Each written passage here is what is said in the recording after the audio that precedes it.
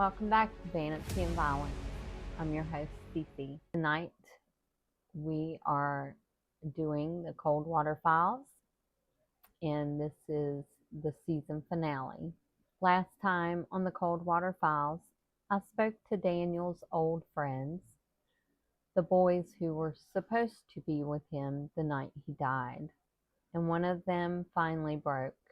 Mason Carter admitted they left Daniel alone on the dock. He admitted Evan Holt followed him, and he admitted someone else was there, the man in the sheriff's jacket, a man named Rick Tanner. But before Mason hung up, he told me something else, something that changed everything. There was a witness, someone who saw what happened, but someone who ran. Her name, Lily Carter. Tonight, we find her, and we hear what she saw. Lily Carter left Coldwater the year after Daniel died. No forwarding address, no social media, no trail. But small towns have long memories, and people talk, especially when they shouldn't. I started with her mother. Mrs. Carter said that Lily didn't want to be found. I told her that I wasn't there to hurt her. She said, "You already are." Every time someone brings up that night, she falls apart all over again. I need to know what she saw. Then you need to know where she went. She handed me an address, a small apartment complex 2 towns over. If she talks to you, be gentle, she said. I went to her door, knocked, and then I heard the chain sliding. She said, "Who are you?" I said, "My name is Carol. I'm Daniel's sister." Her breath was very shaky. "I knew this day would come," she said. Lily let me in. Her apartment was small, quiet, dimly lit. The blinds were closed. The air felt heavy. She sat across from me. Her hands were trembling. "I didn't mean to see it. I wasn't supposed to be there," she said. "Where?" "The dock. That night." "Tell me what you saw," I said. "I saw Daniel, and I saw the man in the jacket." "Rick Tanner?" "Yes, but he wasn't alone. Daniel was yelling. He kept saying, 'You promised. You said you'd fix it.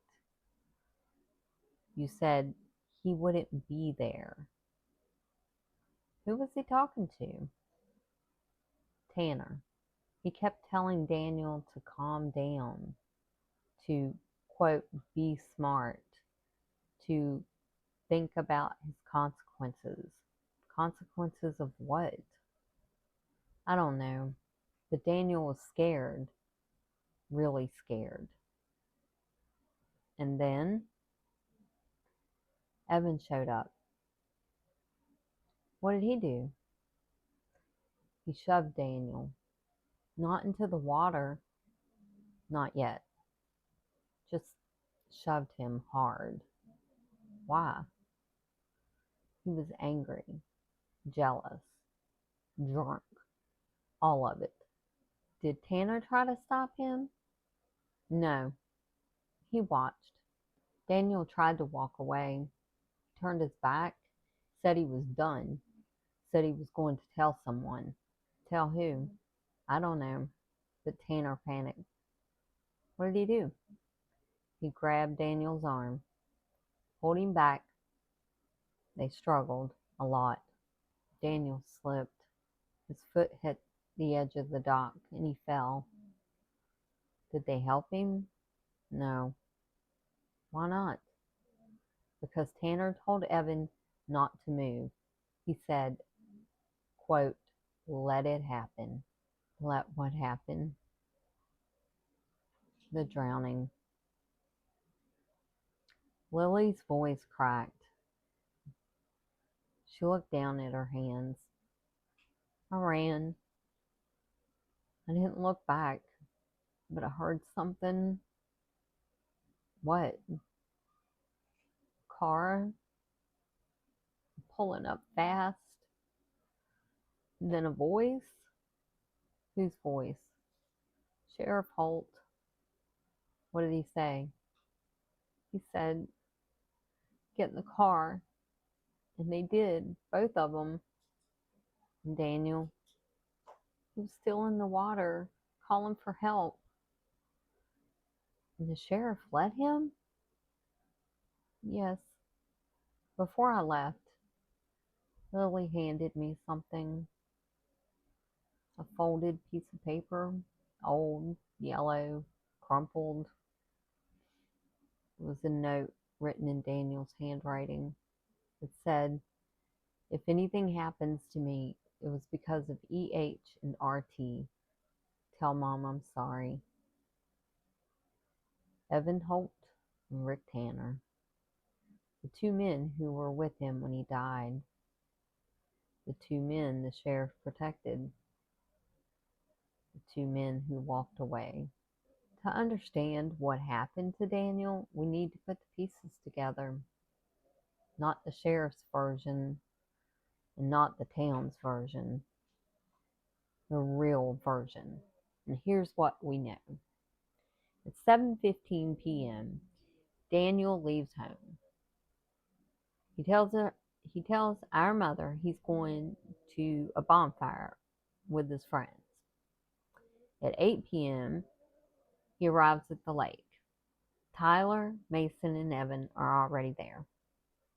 At 8:30 p.m., Daniel and Evan start arguing. Witnesses said it was loud. About what, we still don't know. At 9 p.m., Daniel walked away from the bonfire alone. At 9:10 p.m., Lily Carter sees Daniel on the dock. He's arguing with Rick Tanner, the man in the sheriff's jacket. At 9:15 p.m., Evan arrives.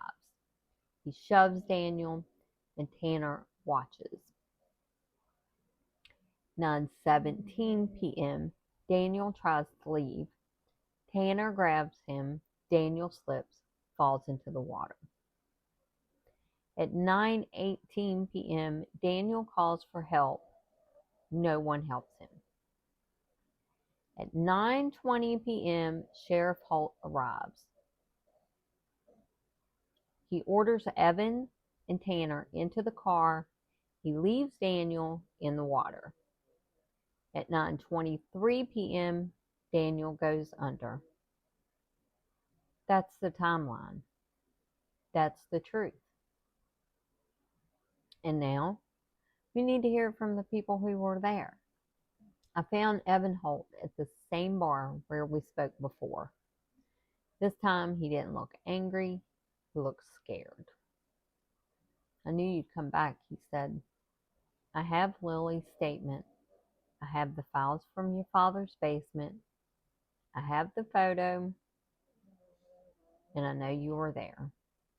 I didn't push him into the water, but you pushed him."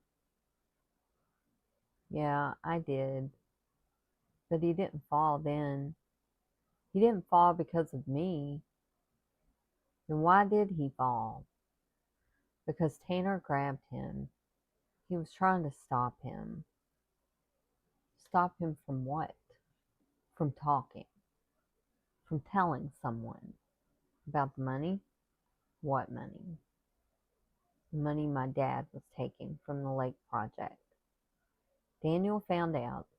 He wasn't supposed to." "Your father was stealing?" "Not just him. Half the town council. Tanner was the enforcer. He kept people quiet. And Daniel wasn't quiet. He said he was going to tell someone. He said he had proof. Proof of what? Illegal dumping, pollution, kickbacks, all of it. And your father knew. He knew everything. Evan looked down at his hands. He wasn't crying. He wasn't angry. He was just defeated. Daniel wasn't supposed to be there that night. He wasn't supposed to see the documents. He wasn't even supposed to know. But he did. He found them in Tanner's truck. He took pictures. He told me he was going to the state police. And you told your father. I didn't mean for it to go this far. I thought he'd talk to Daniel, scaring, making him delete his photos. But Tanner was there instead. Tanner always handled the problems. And Daniel became a problem? Yes. I asked Evan what happened after Daniel went under. He didn't answer at first. My dad told us to leave. He said he would, quote, take care of it.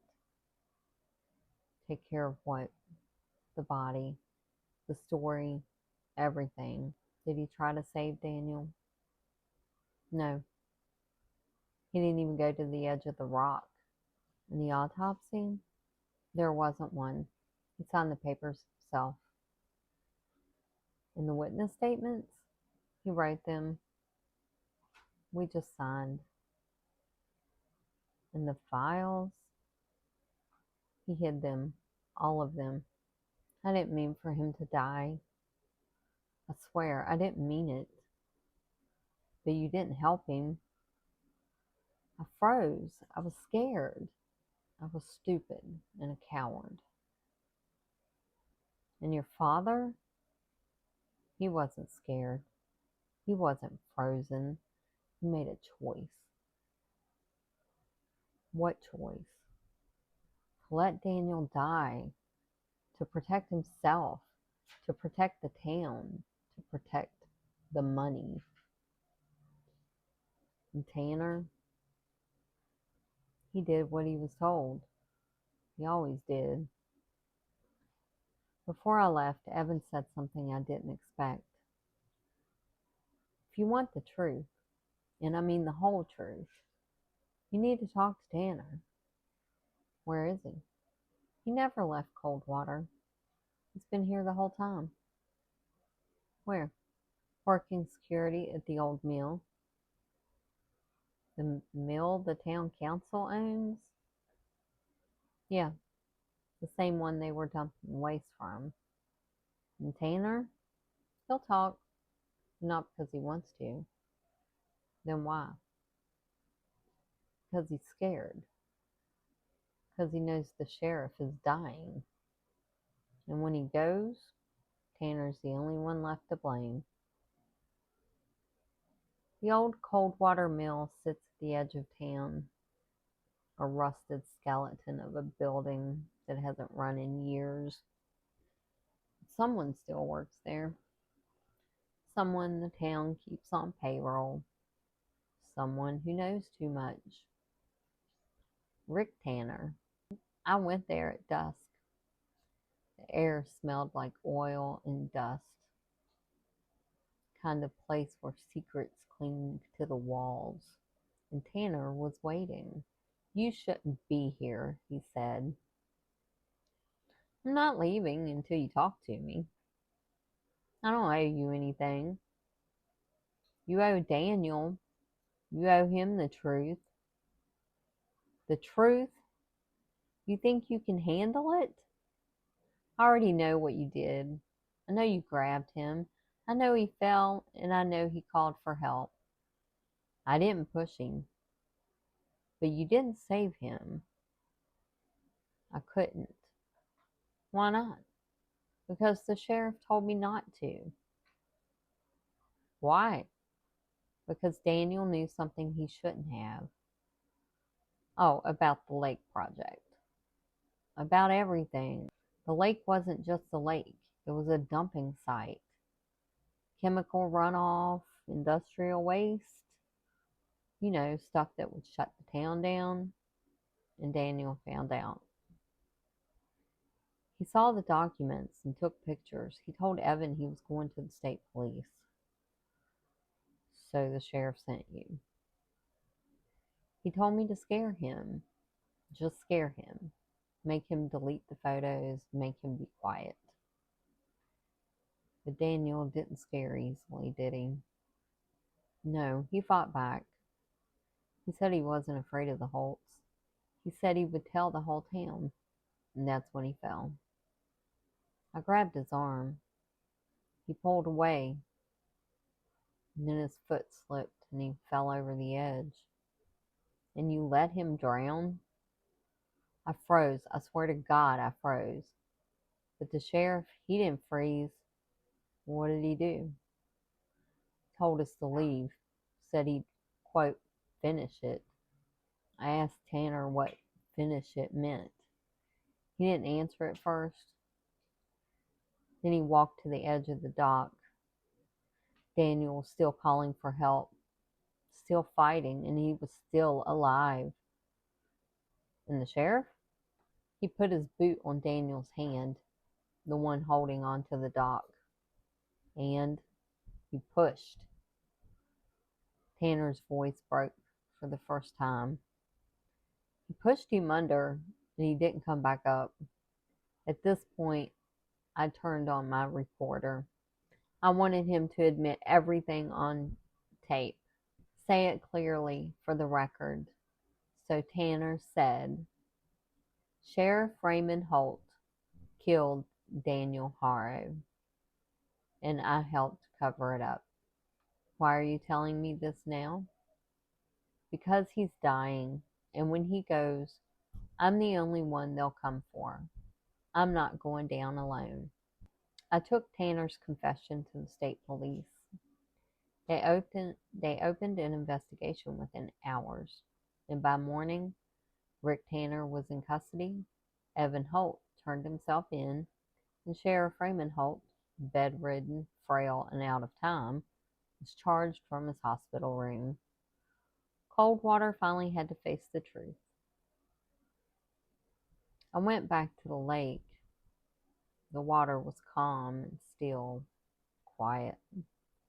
For the first time in 20 years, I didn't feel afraid.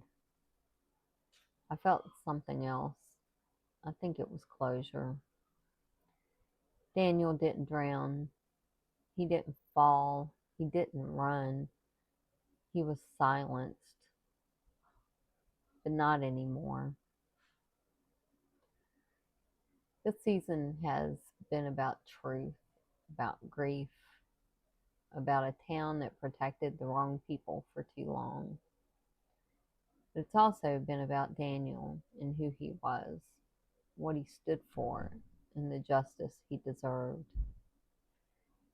Thank you for walking this road with me, and for listening, for staying, for helping me bring truth to light. This has been the Coldwater Files, Season 1. Stay safe, stay curious, and never stop asking questions. I'm Cece, your host of Vanity and Violence, Southern Gothic Crimes.